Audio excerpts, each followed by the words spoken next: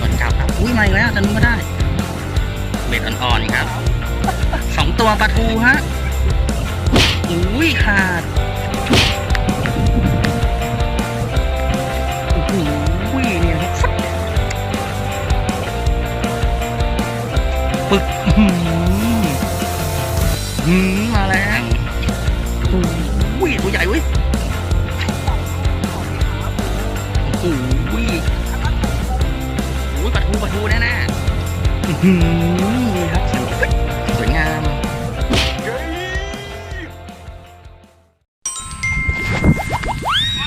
บรรยากาศนะเรือประมงนั่นเลยครับไอ้รักไปไหนวะเนี่ยได้ไหมยังไม่รู้หาหม่องใหญ่มาข้างในครับได้แล้วครับสลิดหินแต่ตัวเล็กกว่าข้างนอกแหละยอดครับตอนนี้หลบล่มฮะอยู่นี่เลยครับปลาหมึกหัวปลาหมึกล้วนๆเป็นเบอร์ 10เดี๋ยวเจอกันข้างนอกตอนนี้ได้มาแล้วครับ หัวสะพานนี่โยปลาหมึกครับตอนนี้ของใครไม่รู้มาเอาคืนด่วนเลยครับถ้าเรียกก่อนสีชังครับชีวิตไม่มีสีเอาเหยื่อชิ้นใหญ่เลยนะกะเดาตัวใหญ่เลยอ่ะแย่นะครับไปครับสู้ต่อไปเป็นเหยื่อได้มาอีกแล้วครับของแปลกของเหยื่อสีเราหอยเม่นครับเป็นเลยครับบ้าเปล่าเนี่ยยังไงวะเนี่ยแล้วมึงมากินเบ็ดกูได้ไงอ่ะมันพันเหรอมันยังไงวะเฮ้ยหลุดแล้วแล้วมันจะลงน้ำยังไงวะเราก็ว่าแล้วปลาไม่กินฮะโอ้โหมันเป็นมีสีด้วยอ่ะมีพิษหรือเปล่าครับไอ้นี่ไม่รู้นะใครเห็นมันเป็นสีน้ำเงินน่ะสุดยอดเลยแล้วผมจะปล่อยมันยังไงวะนุ่มเดินได้ก่อนให้เหมียวสีครับตกปลาธรรมดาไม่เป็นฮะงานนี้นะครับก่อนกลับฮะสลิดหินยอดฮะมาแล้วนึกว่าจะไม่ได้แล้วค่อยๆเยี่ยมเนี่ยนะมันเรียกไม่ได้ยินเลยนะ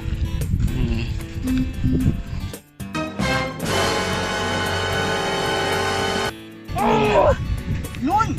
เต็มเลยนู่นใหญ่ดิเฮ้ยจบข้างก่อนติดตัวไหนวะวะติดไหนนี่ได้อยู่นี่ฝูงมีเป็นฝูงเลยอ้าวไอ้เหี้ยเอ้ยปลาแดดเดี๋ยวก่อน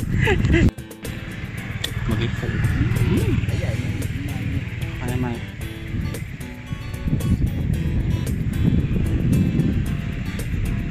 เฮ้ยเรือจอดไหนวะตรงนี้ป่ะงานงอกเลยครับเรือมาจอดตรงไหนวะเก็บไปก่อนครับเมื่อกี้เอาของกูไปอันอีกแล้ว ตอนนี้อ่อยครับลำระเบิดอ่อย เอาลำระเบิดตกปลาทะเลฮะงานนี้นี่ข้างล่างเต็มเลยเด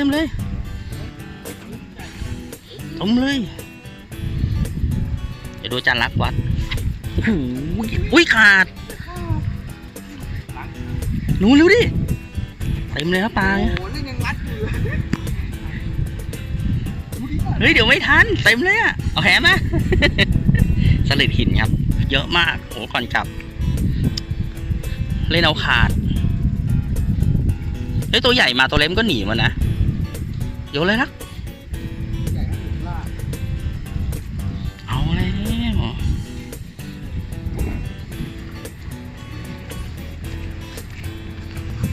เจอ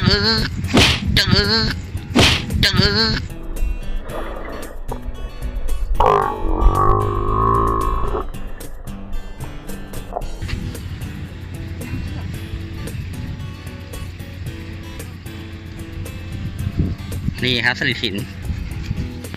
สุดยอด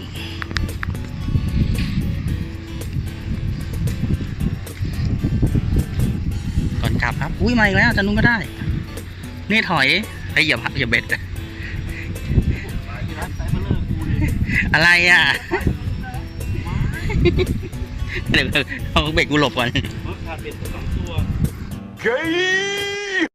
ตอนนี้พลังข้าวเหนียวทำงานครับมี พี่เจอไหนอ่ะ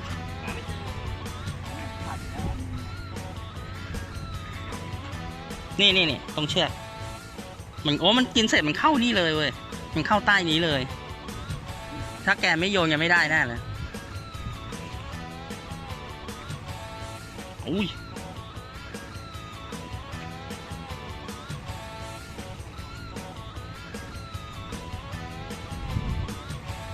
ตัวใหญ่ยินมา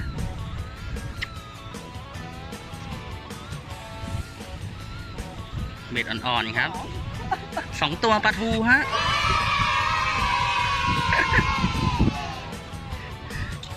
กดปลาทูก็ไม่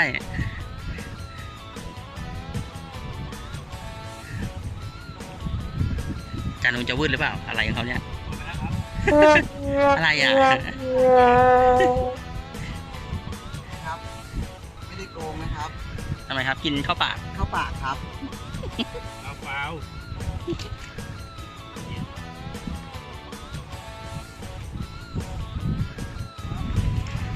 นี่ครับ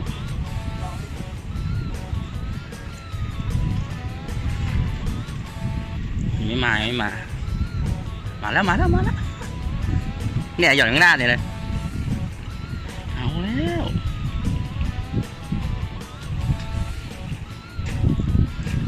ล้วได้แล้ว1 ตัว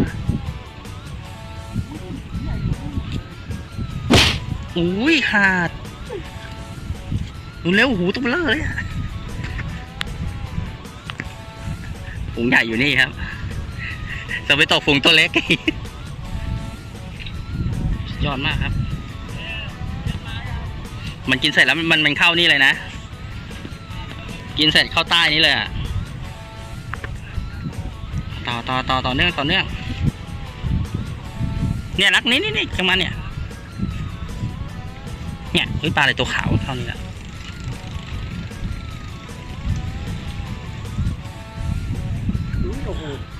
ยำเลย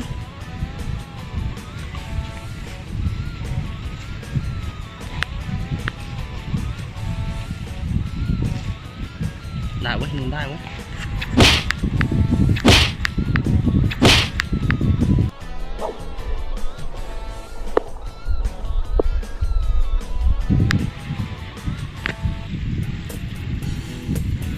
สลิดหินครับเป็นอ่อนๆตกมัน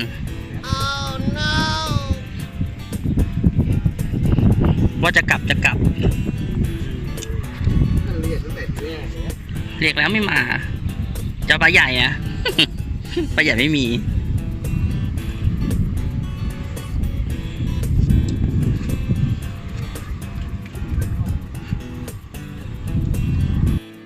ต้องเล็งก่อนครับตอนนี้ต้องเล็งนะไม่งั้นตัวเล็กมากินหมดฝูงตัวใหญ่ไม่มีมีเว้ยเอาเว้ย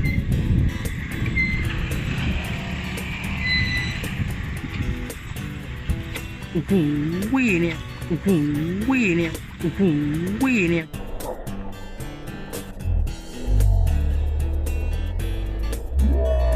รับเบ็ดอ่อนๆครับเล่นมันเลย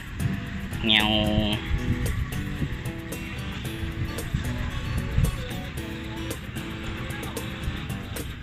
กดเบ็ดระแวงกันแล้วครับตอนนี้เน้นปริมาณแล้วครับ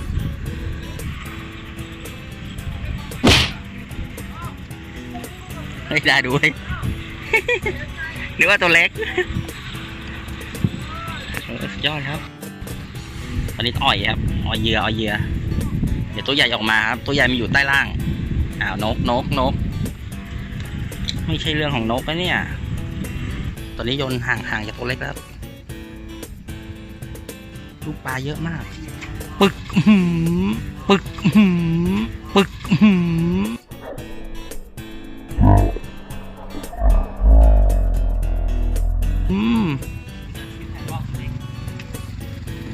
ลุงมีอะไรบ้าง มาแล้วยื สลิดหินครับลุงมีอะไรกินบ้างวะเนี่ยลุงไม่ขายลุงขับหนีไปแล้ว ลุงขับหนีไปแล้วลุงไม่ขายลุงไปกระโดดน้ำเอา ถุงใหญ่ค่ะ หูยเหมือนมันแรงเลยว่ะหรือเบรมันอ่อนไม่เป็นไรมั้งนะ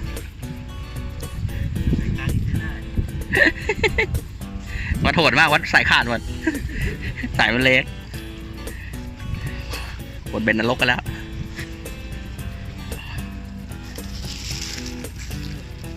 มาซื้อมะม่วงลุงแล้ว ตอนนี้ครับอาหารว่างเตรียมพร้อม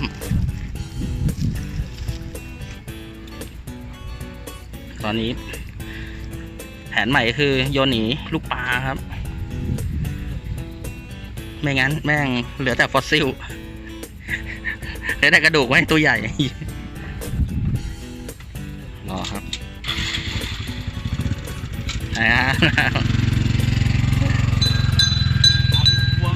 โอ้อะไรอ่ะ ไม่ต้องอ่อย ไม่ต้องอ่อย กูอ่อย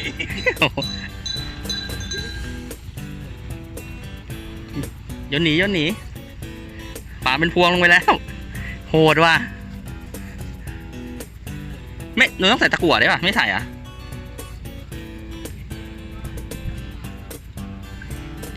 ปลาพวงไงครับทำนูนใส่เถื่อน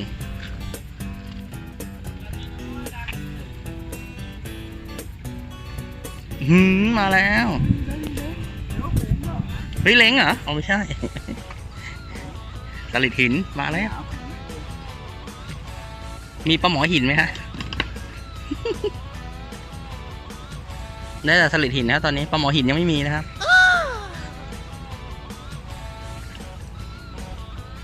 ก่อนกลับแม่งแม่ง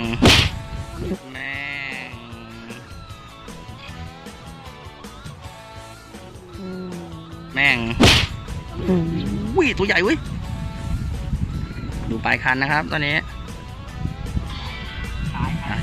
ชิบหายแล้วเมียโทรตาม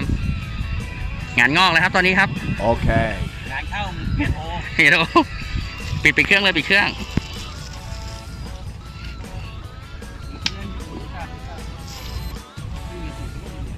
ออกไปหาผมนั้นเนี่ย ไปแล้ว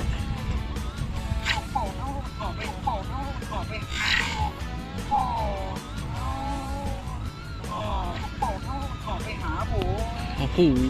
ก่อนกลับโหดจริง โอ้พระเจ้าจอร์ดมันยอดมาก หายไหนหาย ๆแน่นอนครับอันนี้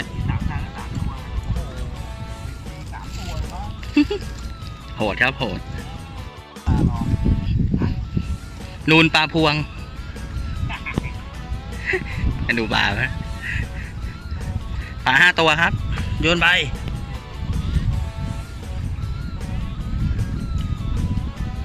แต่เล้งที่นี่แม่งฉลาดไม่กินเบ็ด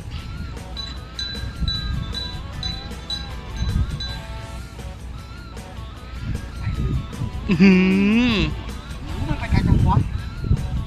นี่ครับขาวแวบมาแล้วไปไหนแล้วนี่สุดยอดครับได้มาแล้ว R4 วัดยังไงวะ ติดหลายตัว โหดมากก่อนกลับ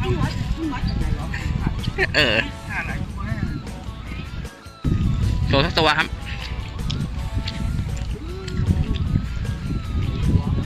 หลุด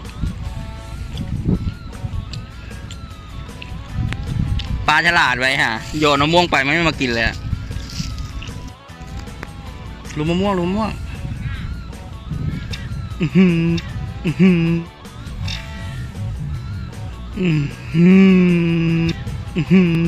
นี่ครับเสียงฟิตสวยงามปลาอยู่ไหนวะอยู่นี่โอ้ยตัวใหญ่เว้ยนั่นน่ะ ต้องยกให้แล้วคนนี้ นี่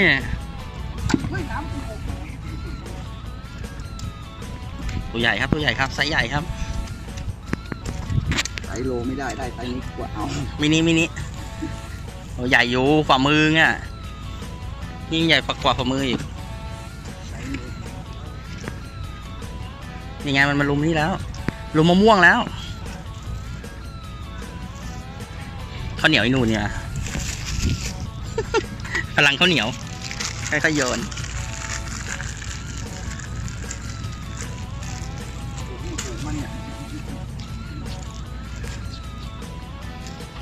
ฝูงมาถึงยังโชว์อีกฟักหนึ่ง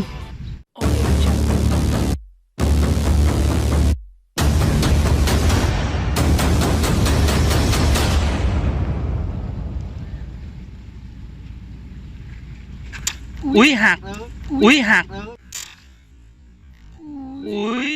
หักอุ้ยหักเป๊ะครับ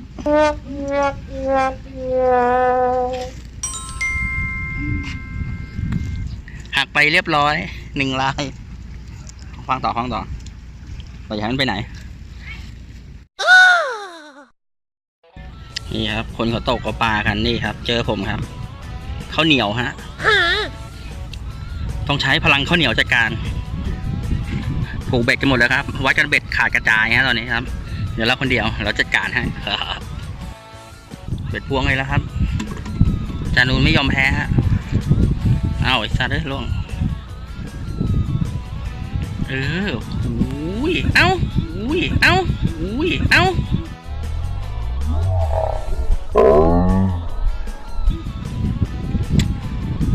เด้งขาดเห็นครับหลุดหรือขาดหลุดปลาหลุดใหญ่ทุกตัว เป็นกินไกลขึ้นเลย มันต้องมีตัวเล็กไง วิธีดูอย่างนี้เลยแล้วกัน อะไรฮะเกี่ยวไม่หมดเลย หัวด้วยเกี่ยวตัวด้วยประหยัด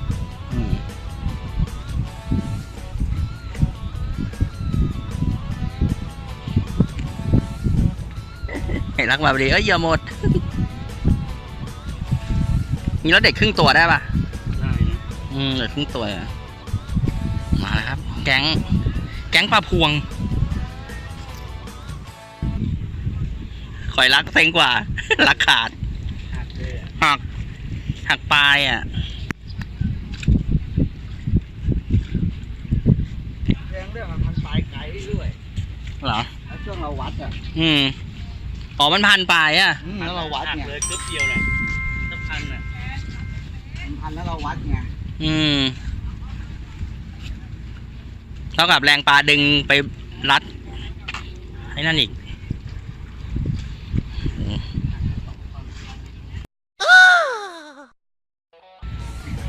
เขานั่งครับเดี๋ยวรอไอ้ข้าวเหนียวก่อน พลังข้าวเหนียวสู้เขาเฮ้ยมีตัวขาวๆข้างล่างเป็นปลาอะไรวะขอสิงหนนะตัว มาแล้วโอ้โหปลาพวงมาแล้วแก๊งปลาพวงโอ้โหจันนุนได้ครับตอนนี้หุงอยู่นอกเฮ้ย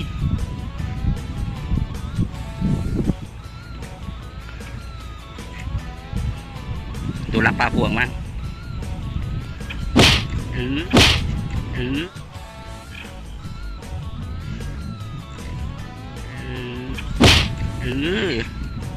ดูไป ตอนนี้ไปหัด เนี่ย ฮะ ตอนนี้จะประมาณเนื้อปนเสีย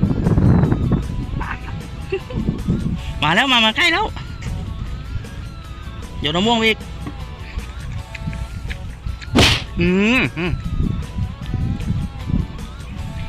ปลาอะไรวะ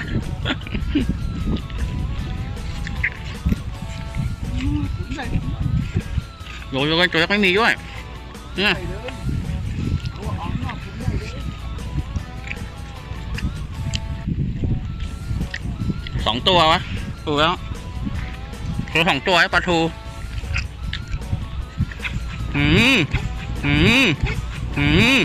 เอาอีกแล้ว เลย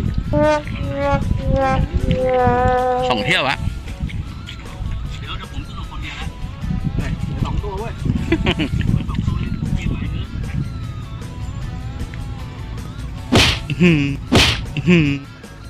เ หืมดึงสองตัวเดียว ติดข้างแล้ว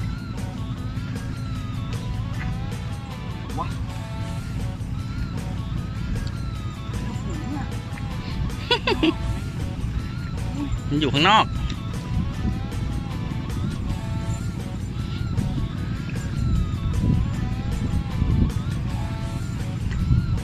เต็มตัวครับ โอ้ย ไม่ได้ล่ะ โอ้ยเด็ดอะเอาให้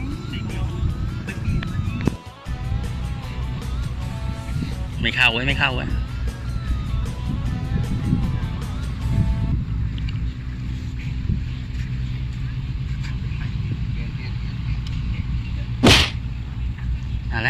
มาแล้ว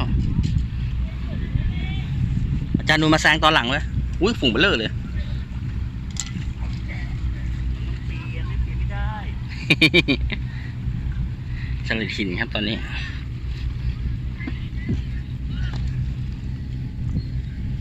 ไม่เข้า กิน เดี๋ยวดูผลงานก่อนเอ๊ะ ไม่ต้องลงเรือ เต็มเล ดูอย่าย เพิ่งดูเดี๋ยวดูตอนกลับทีเดียว เฮ้ย เดี๋ยวมาโทรวางโทร ของโชว์ที่แกเก็บนะเยอะอะ เยอะเกิน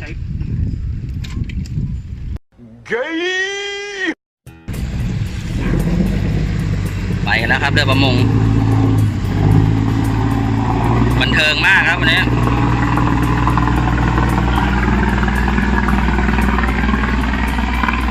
ไปกันล่องเล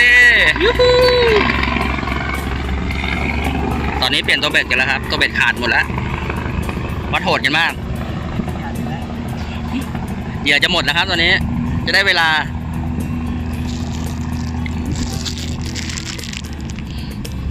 นี่เหรอ โอ้ยฝูงมากเฮ้ยนี่ฝูง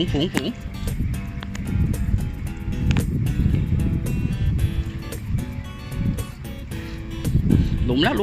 วได้ตัวหนึ่งโอ้โหหลุดอ่ะ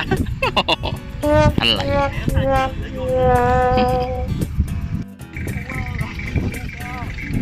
กดพี่อีมึงเจอกู ครับปลา ไหนวะ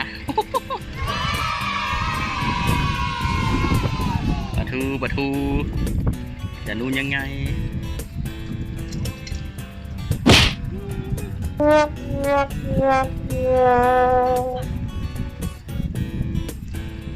สุดครับ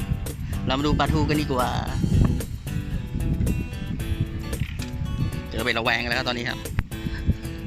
ก่อนกลับเน้นปริมาณนะฮะปลาเยอะมากนู่นครับดู ยอดเลยนะฝูงเบลอเลยไปแล้ว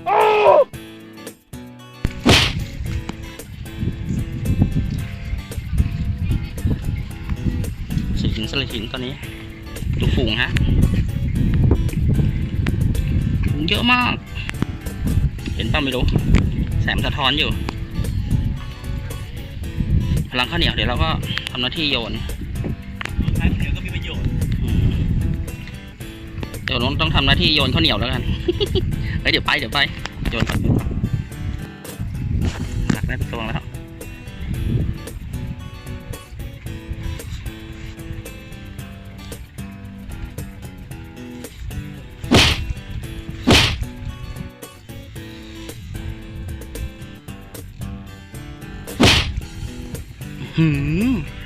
วิ่งครับเงาโอ้โหมันก่อนกลับเนี่ยแหละ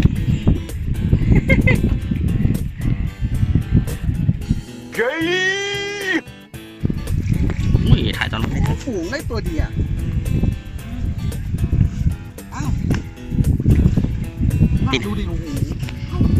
ไม่โดนเลยตัวเดียววะ ปลาพวงมาแล้วนูนปลาพวงจับยัก นี่กับจะโดเลยมั้ย เ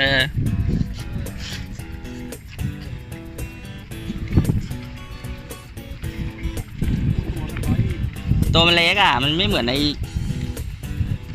อ้กลุ่มตอนนั้นตัวใหญ่กว่า แต่ต้องการดูนั่ง นี่ครับเดี๋ยวดูข้าวเหนียวเรา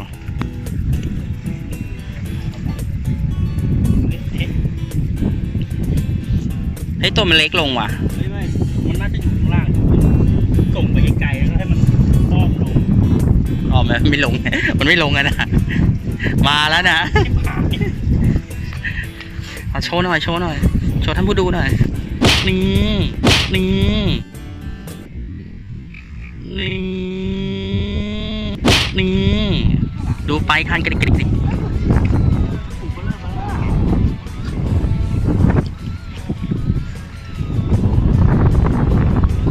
ดูรักเลยกันหืมหืมหืมหืม เฮ้ยปลาทูเว้ยปลาทู ปลาทูเปล่า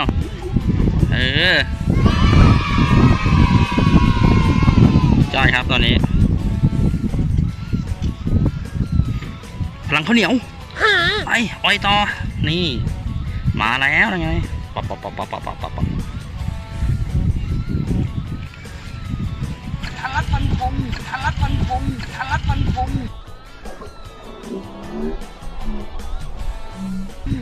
อุ้ยปลาทูแน่ๆใช่ป่ะปลาวัน ดึงแฉลงใช่ตัวเบ็ดมันอ่อนเนี่ยขั้นเบ็ดอ่อนครับ ไม่จับเลย เฮ้ยเว้ยมันก็เป็นนรกเลยชัด อืม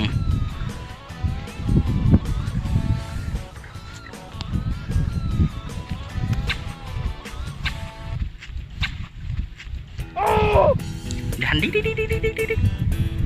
ดิ๊กดิ๊กดิ๊กดิ๊กดิ๊ก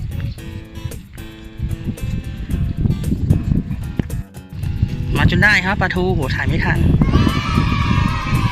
ไหนปลาทูด้วย จิ้มหน้าอะไรเอามา2 เม็ด ปลาทู ปลาทูน่ากลัวปลดตัวบนตัวล่างไม่ดีด เอาแล้ว ตอนนี้มาแล้วครับ แผนใหม่ เห็นกินข้าวเหนียว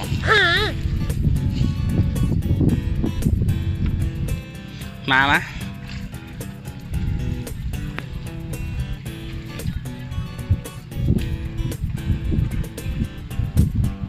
ได้มาอีกแล้วมาอีกแล้วมาปลาทูเปล่าเว้ยปลาทูจริงด้วย ตอนนี้เน้นปลาทูแล้วฮะจะหมดเวลาไอ้รักก็ไหลวะนะ ๆมันหลอกนะ สับติดเลยครับ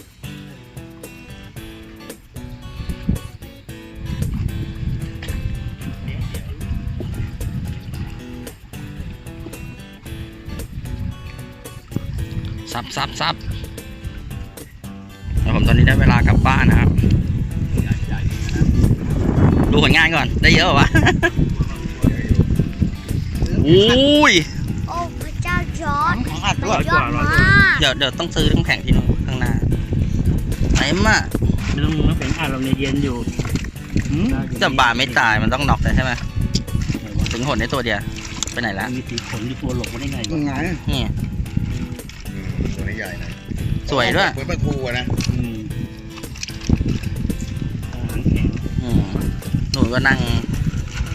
นั่นอยู่ทั้งวันงั้น ก็มันเย็นอยู่เนี่ย ไปครับ หมดเวลา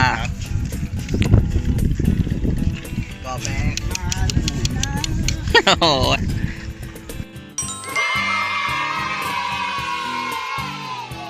ตัวใหญ่ก็มี สรุปวันนี้โอ้โหสุดยอดมาก เรียนก่อนเปล่า คนจะใช้ถนนนะเปล่า เอ๋มาใส่น้ำออกแม่งเลยนะ ทิม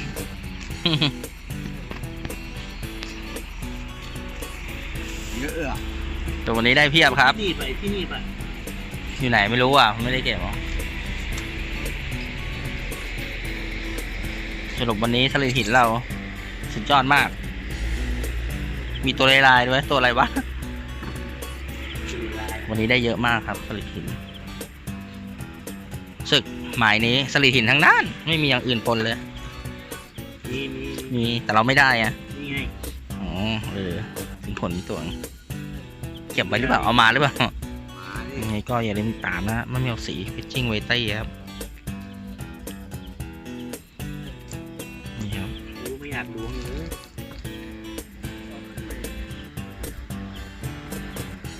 อยู่ข้างล่างว่า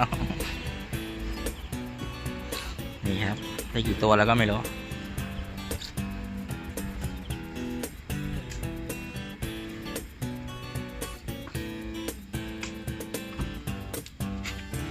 สิงขนใช่สิงขนป่ะ ถือขน สิงขน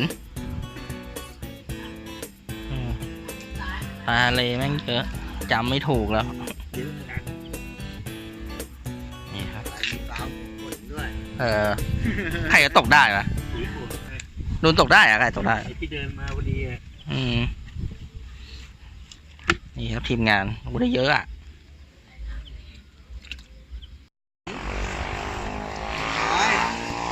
น้อยอ่ะเยอะอ่ะมาได้ช่วงหลังเอง บอกว่ายังน้อย ให้น้อย นี่ครับทีมงานเยอะมาก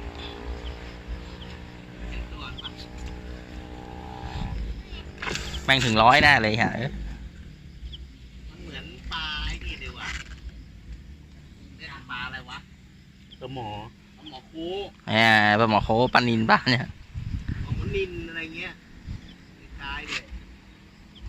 เยอะครับตอนนี้ยังไม่หมดนะ ตัวเล็กๆก็มี ไหนก็อย่าลืมติดตามครับไม่หมดสีฟิชชิ่งเวตี้ครับ เปิดหมายใหม่ครับ ช่วงนี้ไปลงทะเลฮะ ไม่ต้อง หืม ไม่ต้องลงเรือ ไม่ต้องลงเรือ ก่อนกลับเจอคนหนึงบอก 9,000 ลงเรือ ทีหลังไม่เอาแล้วตกอีกดีกว่า ช่วงนี้มรสุมมันเข้าอะลงเรือลำบาก อืม ไหนก็อย่าลืมติดตามนะครับ เฮ้ย อะไรปลาเข็ง เอาไปไหม เอาไปดิปลาเข็งอ่ะ แบ่งครับ เอาล่ เยอะมากครับตอนนี้ เดี๋ยวมึงหมดแหละ ผมไม่เอานะ เฮ้ยเดี๋ยวทำไปเผื่อ เจอก่อนกลับครับอุ้ยมาอีกแล้วจะนู้นก็ได้ เบ็ดอ่อนๆครับ 2 ตัวปลาทูฮะอุ้ยขาดอุ้ยเนี่ยครับปึกมาแล้วอุ้ยตัวใหญ่เว้ยโอ้โหปลาทูแน่ๆนี่ครับ